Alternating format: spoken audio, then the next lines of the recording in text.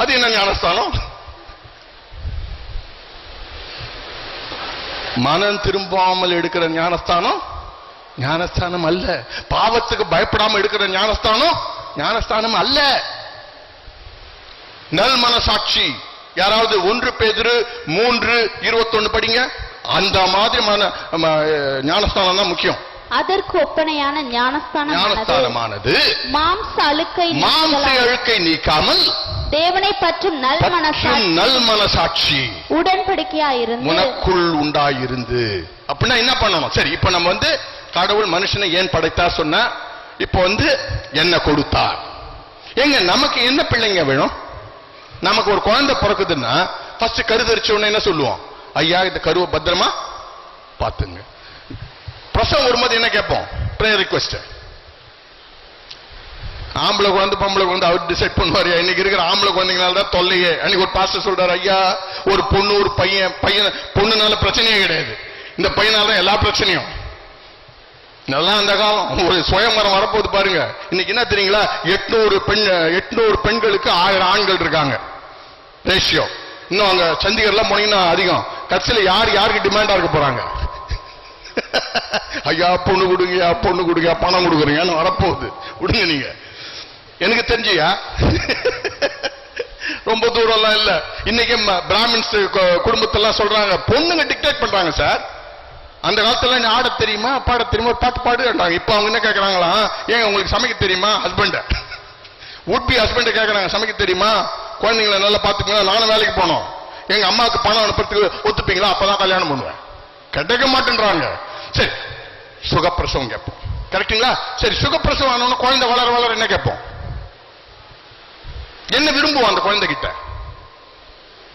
நல்லா படிக்கணும், அப்புறம் அவ்வளவுதானே, ஒழுக்கம் இருக்கணும், அப்புறம் என்னென்னமோ அடுக்குவோம். கரெக்டுங்களா? அது எல்லாத்தையும் கர்த்தர் ஒரே வசனத்தில் எழுதிட்டு போயிட்டார். எபேசியர் 1:4. அப்படிதான் நம்ம எல்லாம் இருக்கணும். அப்படி இருக்குமா? யாரை கேட்டுக்கணும்? நம்ம ஆவியானவர் கேட்கணும். எபேசியர் 1:4 சொல்ற, தமக்கு முன்பாக நாம் அன்பில் பரிசுத்தம் உள்ளவர்களாகவும் குற்றமில்லாதவர்களுமாயிருப்பதற்கு அவர் உலக தோற்றத்துக்கு முன்பே கிறிஸ்துவுக்குள் நம்மை தெரிந்து கொண்டபடியே. அவருக்கு என்ன மாதிரி குழந்தைங்க வேணுமா? அன்புல பரிசுத்தம் இருக்கா? நம்ம கிட்ட இருக்கா?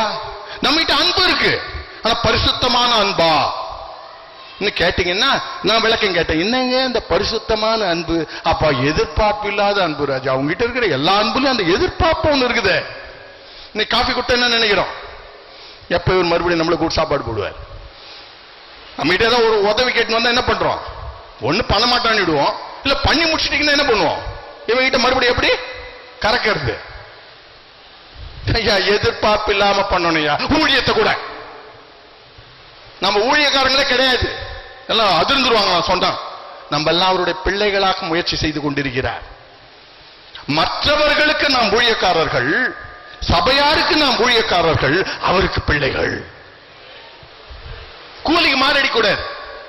ஏங்க நான் ரொம்ப டயர்டா வீட்டுக்கு வந்தேன்னா என் பையன் என்னப்பா தலைவலிக்குதாப்பான்னு கேட்டா நான் என்ன சொல்லுவேன்? ஆமா ராஜா. குடுகுடுன்னு அமிர்தம் நல்ல தடை விட்டானா எனக்கு எப்படி இருக்கும்? ரொம்ப ஜாமுன் இப்படி உட்கார்ந்து 10 நிமிஷம் பொறுத்து வரான் பையன். அப்பா அமிர்தாஞ்சன் தடை விட்டு இல்லப்பா.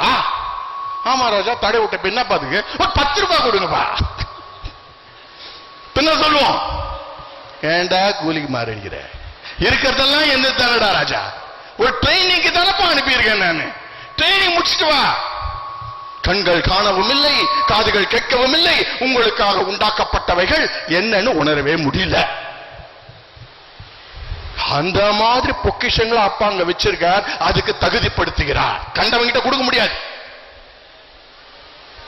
சார். அப்படியெல்லாம் ஒரு இடம் இருக்கா சார்? கொஞ்சம் காட்டுங்கள். நான் என்ன தெரியுமா சொல்லுவோம் உங்களுக்கு எல்லார்கிட்டையும்? சத்து பாருங்க. சத்து பார்த்தா என்ன ஆகும்? அந்த உலகம் தெரியும். எத்தனை மாசம் அம்மா வயித்துல இருந்தோம்? 10 மாசம். 10 மாசத்துல உங்களுக்கு ஏதாவது ஒரு உறுப்பு இல்ல சொல்லுங்க பார்க்கலாம். எல்லா உறுப்புகளும் இருந்ததா? இருந்தது. உயிரும் இருந்ததா? இருந்தது. ஆனா இந்த உலகத்தை பத்தி ஒரு ஐடியா இருந்ததா? பிறக்காத வரைக்கும் எப்ப வந்தது இந்த ஐடியா? பிறந்த பிறகு, இல்லன்னா அந்த உலகத்தை விட்ட பிறகு. அப்ப அந்த உலகம் எப்ப தெரியும் நமக்கு? இந்த உலகத்தை விட்டா தெரியும். ஆனா இந்த உலகத்தை விட்டு ஏதாவது சின்ன மூலையில ஒரு வேலையை கொடுத்தாருன்னு வச்சுங்க, சொர்க்கத்துல. முந்தானத்து ஒரு அம்மா புலம்பின்னு இருந்தாங்க எங்க பிளாட்ல, ஒற்றச்சின்னு இருக்காங்க. ஒற்றச்சு அந்த காலத்துல என்ன படிக்கல, அதனால தான் இந்த வேலை செய்யறேன், அந்த காலத்துல படிக்கல என்று ரொம்ப வருத்தப்பட்டு பாவம் முணமுணு பண்ணிட்டு இருந்தாங்க. கர்த்தரை கிட்ட பேச, ஒழுங்கா படிச்சுட்டு வந்தியும், படிச்சுட்டு வரலன்னா அங்க ஒரு வேலை கிடையாது. சரியா? நம்ம அங்க என்னென்ன வேலை செய்ய போறோம் நமக்கு தெரியாதையா. நல்ல பொறுப்புகளை கொடுக்கிறதுக்கு தான் கடவுள் நம்மளை உருவாக்கி கொண்டிருக்கிறார். 3:21 வெளிப்பாடு. நான் ஜெயம் கொண்டு என் சிங்காசனத்திலே அமர்ந்தது போல ஜெயம் கொள்ளுகிறவன் எவனோ அவனையும் என் சிங்காசனத்திலே அமர அருள் செய்வேன். ஐயா 2 கோலை கொடுத்திருக்காரு. அந்த 2 கோலை புடிச்சிங்க. முதல் கோல் நான் என்ன சொன்னேன்? எதுக்குமே அவர் என்ன கொடுக்கல? சாய்ஸ் கொடுக்கல. அதனால சாய்ஸுக்கு நான் எப்படி கணக்கு கொடுப்பான்ற ஒரு கோல். இன்னொரு கோல் என்ன தெரியுங்களா? வெளிப்பாடு புத்தகத்துல போய் மாறி மாறி பாத்தீங்கன்னா என்ன ஒரு வார்த்தை வரும்? இப்ப படிச்சேன், ஜெயம் கொள்ளுகிறவன் எவனோ, ஜெயம் கொள்ளுகிறவன் எவனோ, மாறி மாறி சொல்றாரு. இப்ப ஜெயம் கொள்ளாத வாழ்க்கை ஒரு வாழ்க்கையா? அதுக்குதான் சாத்தானை வச்சிருக்க. கொள்றமா, ஜெயம் கொள்றமா? யார் யாரு கேட்டுக்கணும்? ஐயா ஆசீர்வாதம் போகாதீங்க. எனக்கு தெரியும் ரொம்ப பணம் வந்தா என்ன வரும்னு. பேராசை. ஆசை பேராசையா மாறிடும். அப்புறம் நம்ம என்ன பண்றோம்னு நமக்கு தெரியாது. இன்னைக்கு ரொம்ப ரொம்ப புத்தகத்தில் எழுதிட்டு இருக்காங்க எல்லாரும். இன்னைக்கு இது ஒண்ணு கண்டுபிடிச்சிருக்காங்க ஃபாரின்ல, அது இந்தியாலையும் வந்தாச்சு. என்ன தெரியுங்களா? நேசிக்கிறார், கர்த்தர் உன்னை நேசிக்கிறார். இது மொத்தம் சொல்லு. பாவத்தை பத்தி பயம் காட்டாத, பாவத்தை பத்தி பயம் காட்டாத. அவரு என்ன சொல்ற? 5:12 எரேமியா 5:12.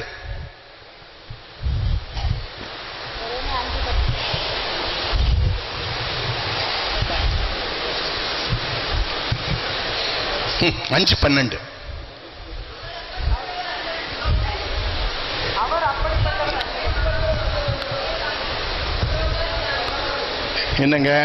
அவர் அப்படிப்பட்டவர் அல்லவென்றும் பொல்லாப்பு நம்மேல் வராது. அவர் அப்படிப்பட்டவர் அல்ல. என்ன அடிக்க மாட்டார். பொல்லாப்பு நம்ம மேல எல்லாம் வராது. யார் சொல்றாங்க? அந்த காலத்து தீர்க்கதரிசிகள். இன்னைக்கு நம்ம என்ன சொல்லிட்டு இருக்கோம்? Grace sir, grace. அடிக்க மாட்டார். கிரேஸ். படிங்க. நாம் பட்டயத்தை ஆகிலும் பஞ்சத்தை ஆகிலும் காண்பதில்லை என்று. பட்டயத்தையும் பார்க்க மாட்டோம், பஞ்சத்தையும் பார்க்க மாட்டோம். இன்னைக்கு நம்ம என்ன சொல்றோம்? வந்துரு, உட்காந்துரு, காணிக்க கொடுத்துரு, எப்படி வேணா வாழ்ந்துக்குன்னு சொல்ல முடியாது. ஒண்ணும் வராதுன்னு சொல்ல முடியாது. தீர்க்கதரிசிகள் காற்றாய் போவார்கள். தீர்க்க தரிசனம் காற்றாய் போவார்கள். தீர்க்க தரிசனம் காற்றாய் போவார்கள் சொன்னது ஒண்ணும் பலிக்காது. திருவாக்கு அவர்களில் இல்லை, அவர்களுக்கே அப்படி ஆக கடவதென்று. ஆமா, அவங்களுக்கு ஆகட்டும். இரண்டாவது அவர்கள் சொல்லி கர்த்தரை மறுதலித்தார்கள். ஆமா. அடுத்தது எரேமியா புஸ்தகம் 23வது அதிகாரம் 25 30 வரைக்கும் படிங்க. 32 வரைக்கும். சொப்பனம் கண்டேன், என் நாமத்தை சொல்லி பொய் தீர்க்க தரிசனம் சொல்லுகிறார்கள். தீர்க்கதரிசிகள் சொல்லுகிறதை கேட்டேன். படிங்க, படிச்சுட்டு எதுவரைக்கும் இப்படி இருக்கும்? எப்படி இதுவரைக்கும் இப்படி இருக்கும்? பொய் தீர்க்க தரிசனம் சொல்லுகிற தீர்க்கதரிசி இருதயத்தில் ஏதாகிலும் உண்டோ? இவர்கள் தங்கள் இருதயத்தின் வஞ்சகத்தையே தீர்க்க தரிசனமாக சொல்லுகிறார்கள். அவங்களுக்கு என்ன பிரியப்படுறாங்களோ அதையே சொல்றாங்க. ஐயா நல்லா இருப்பீங்க நல்லா இருப்பீங்கன்னா யாருக்காவது கேட்கறதுக்கு கிட்ட காது புளிக்குமா? என்ன பண்றோம்? நல்லா இருப்பீங்க நல்லா இருப்பீங்க, கடவுள் என்கிட்ட சொன்னார் நல்லா இருப்பீங்கன்ட்டு சொல்லாம சொல்லக்கூடாது. என் ஜனத்தின் பிதாக்கள் பாகாலி நிமித்தம் என் நாமத்தை மறந்தது போல இவர்கள் தங்கள் அயலாருக்கு விவரிக்கிற தங்கள் சொப்பனங்களினாலே என் நாமத்தை அவர்கள் மறக்கும்படி செய்ய பார்க்கிறார்கள். என்னுடைய கட்டளைகளை மறக்கும்படி செய்ய பார்க்கிறார்கள். சொப்பனம் கண்ட தீர்க்கதரிசி சொப்பனத்தை விவரிப்பானாக. என் வார்த்தையுள்ளவனோ என் வார்த்தையை உண்மையாய் சொல்லுவானாக. சத்தியத்தை சத்தியமா சொல்லணும், சத்தியத்தை சத்தியமா சொல்லணும். எதுக்கு ஏன் சாய்ஸ் கொடுத்திருக்காரு கேட்கணும். பாவம் செய்யாம இருக்க முடியாதுங்க. ஆனா கர்த்தருக்குள் இருக்கிறவன் பாவம் செய்து கொண்டே இருக்க மாட்டான். மேல கோதுமைக்கு முன் பதர் எம்மாத்திரம் என்று கர்த்தர் சொல்லுகிறார். என் வார்த்தை அக்கினியை போலும் கண்மலையை நொறுக்கும் சம்மட்டியை போலும் இருக்கிறதல்லவோ. ஆமா, அவருடைய வார்த்தை எப்படி இருக்கான்? எப்படி இருக்கான்? கத்தியை போலவும் சம்மட்டியை போல. இன்னைக்கு இருக்கிற பிரசங்கம்லாம் எப்படிங்க இருக்கு? எப்படி இருக்கு? வாழைப்பழத்தில் ஊசி கூட ஏத்தது இல்ல, அப்படியே முதுகுல தடவை கொடுத்து இருக்கிறது. ஐயா 7:21 தான் ஞாபகத்துக்கு வருது. மத்த 7:21 குடுங்க ஓடுங்க. திடீர்னு ஞாபகப்பட்ட கர்த்தர் 7:21.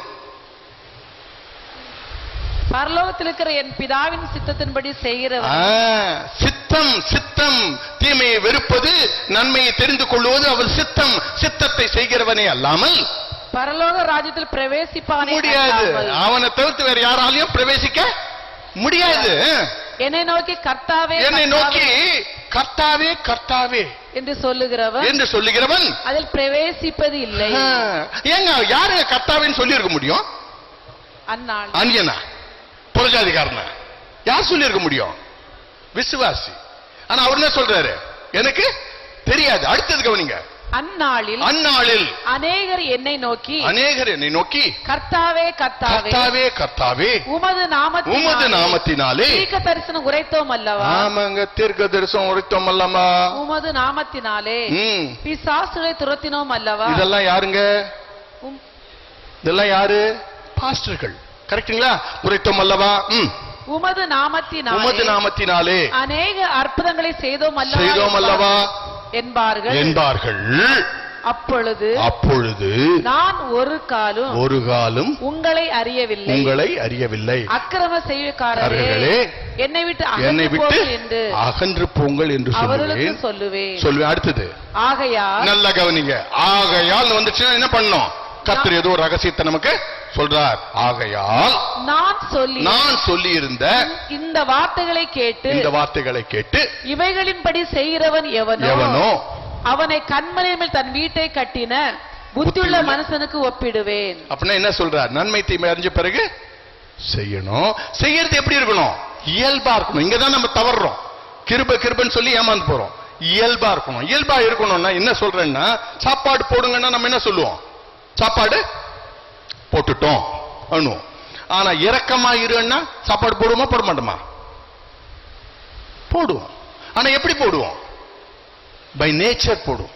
கடவுளுடைய குணாதிசயங்கள் நமக்குள்ள வந்துச்சுன்னா போடுவோமா போட மாட்டோமா? சோ கிருபை என்பது உதவாக்கரங்க நம்மளையும் சொர்க்கத்துக்குள்ள கொண்டு போவதுதான் கிருபை. ஆனா உதவாக்கரங்களை உதவற கிரிகளா மாத்தின பிறகு நம்ம என்ன பண்ணணும்? உதவணும். எபேசியர் 2:8-9 படிங்க. எபேசியர் 2:8-9. கிருபையினாலே விசுவாசத்தை கொண்டு ரட்சிக்கப்பட்டீர்களே. இது உங்களால் உண்டானதல்ல, இது தேவனுடைய ஈவு. ஒருவரும் பெருமை பாராட்டாதபடிக்கு இது கிரியைகளினால் உண்டானதல்ல. ஏனெனில் போதும் இது வரைக்கும் படிச்சுட்டு நிறுத்திடுவாங்க. ஏன்னா இது செய்யறதுனால நம்ம பர்ஸ் ஆகாது, தேர் அப்படியே இருக்கும். எனக்கு கிரியே பண்ண வேண்டாமாங்க. பர்ஸ் எப்ப தேயும்? இப்ப இந்த கூடுகை நடந்திருக்கு, இதுக்கு எவ்வளவு பண தேவைகள் இருந்திருக்கும் தெரியுங்களா? பணம் செலவு பண்ணாம நடக்குமா? இது நல்ல கிரியா கெட்ட கிரியா? இது செய்யணுமா செய்ய வேண்டாமா? ஆனா இது செய்யாமலே நமக்கு சொர்க்கத்துக்கு போக முடியும்னா செய்ய வேண்டிய அவசியம் இருக்கா? அப்ப ஏன் செய்யணும் என்ற மாதிரி ஒரு குதர்க்கமான கேள்விகள்லாம் நமக்குள்ள வரும். ஆனா அடுத்த வசனத்துல என்ன சொல்றார் பாருங்க, 10வது வசனத்துல, ஏனெனில் நற்கிரியைகளை செய்வதற்கு நாம் கிறிஸ்து இயேசுவுக்குள் சிருஷ்டிக்கப்பட்டு தேவனுடைய செய்கையாய் இருக்கிறோம். அவைகளில் நாம் நடக்கும்படிக்கு அவர் முன்னதாக அவைகள். இந்த மீட்டிங் நம்ம நேத்து முந்தானத்து பண்ணலங்க. அவர் அநாதி காலத்துக்கு முன்னாடி பண்ணிட்டார். யாரையோ திட்டம் போட்டார், யாரையோ இதுல பங்கு வைக்க வச்சார்.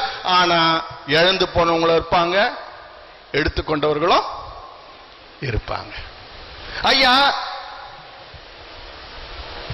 ஒரு பாஸ்டர் கேட்டார், என்ன பர்கூருக்கு போயிட்டு இருக்கேன், 2 நாள் நோட்டீஸ்ன்றனால ரிசர்வேஷன் பண்ண முடியல, அன்ரிசர்வ்ட்ல அவரும் நான் தொங்கின்னு போயிட்டு இருக்கோம். அவர் கேட்கிறார், அப்பா எங்க சபையில கிரியைக்கும் கிருபைக்கும் ரொம்ப கன்ஃபியூஸ் ஆகுதுப்பா, சொல்லுங்களேன். கிரியை பண்ணோம்னா நம்ம கிருபை இல்லையான்றாங்க, கிருபை பண்ணோம்னா அப்புறம் கிரியை பண்ண மாட்டேன்றாங்க. போது கர்த்தர் எனக்கு ஒரு உண்மையை கொடுத்தா நான் உங்களுக்கு அந்த உண்மையை சொல்றேன். என்ன உண்மை அது?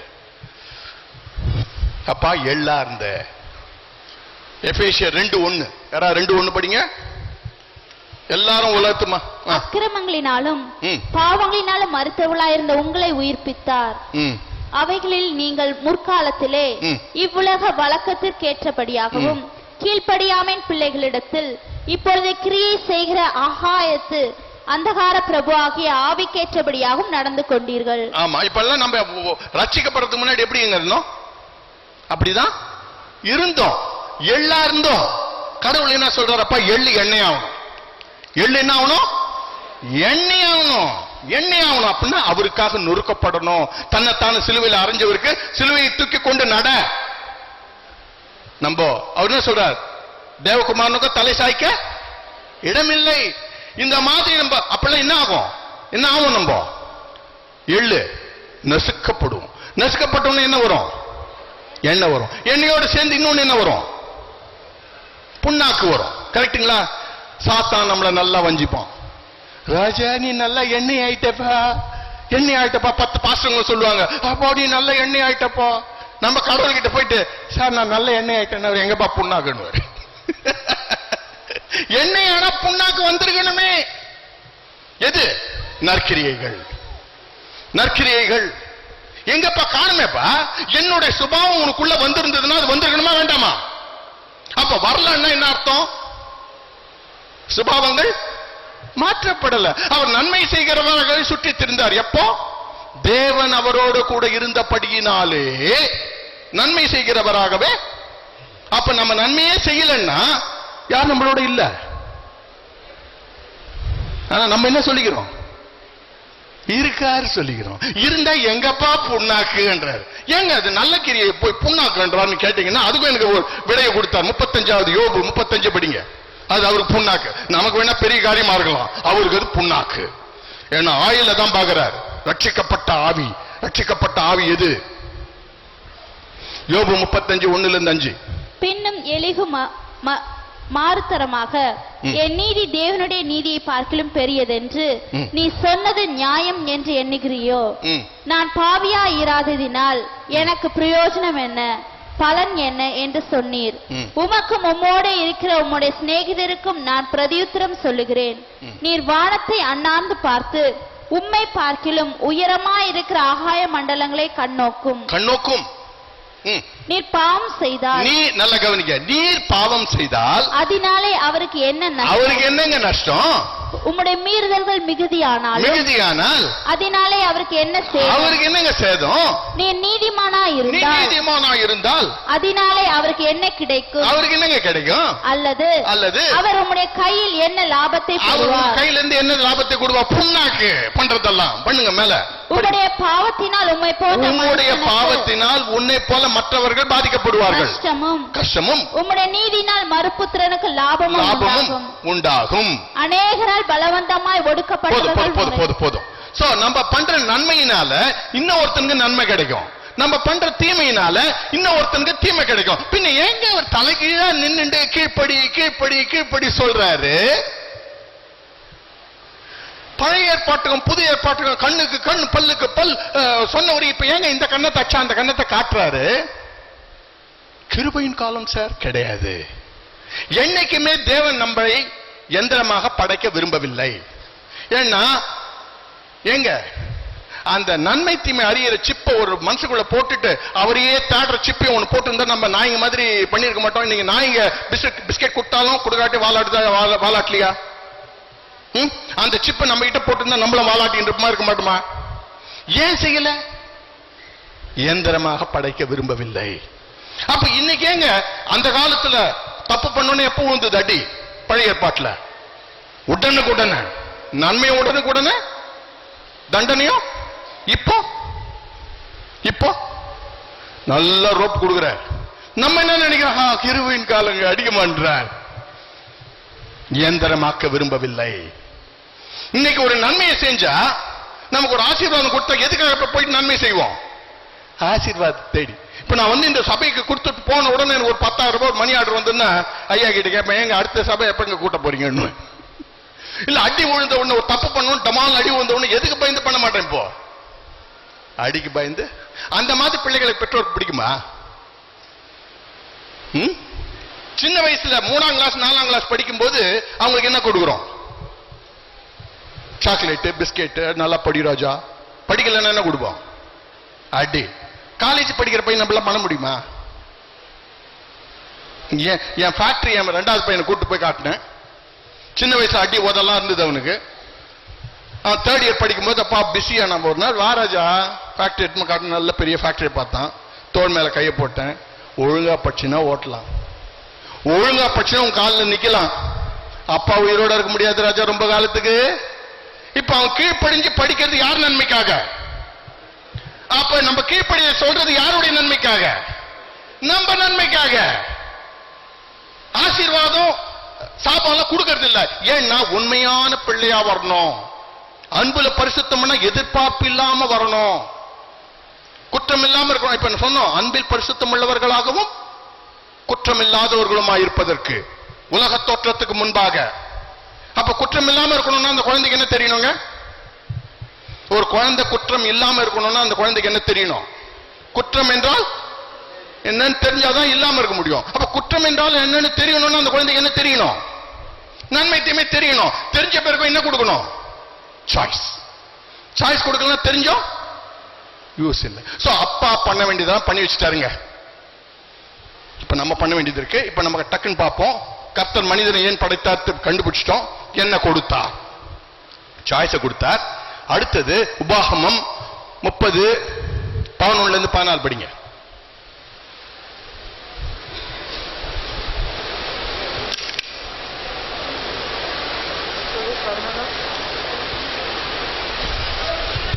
இதோ 11-14. இதோ ஜீவனையும் நன்மையும் மரணத்தையும் தீமையும் இன்று உனக்கு முன்னே வைத்தேன். அது 15 இல்லமா?